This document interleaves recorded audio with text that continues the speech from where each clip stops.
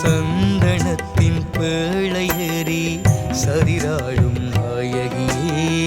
சாம்புராணி வாசகியே எமையாளும் மகேஸ்வரியே சிந்தையெங்கும் நிறைந்திருக்கும் சிவகாமி அம்மாவே சிந்தையெங்கும் நிறைந்திருக்கும் சிவகாமி அம்மாவே சீறி வரும் சிங்கமதில் ஏறி நீயும் வந்திடுவாயே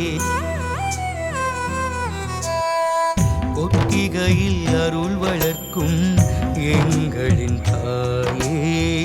கோவிற்குளம் பதியில் வாழும் அம்பிகையே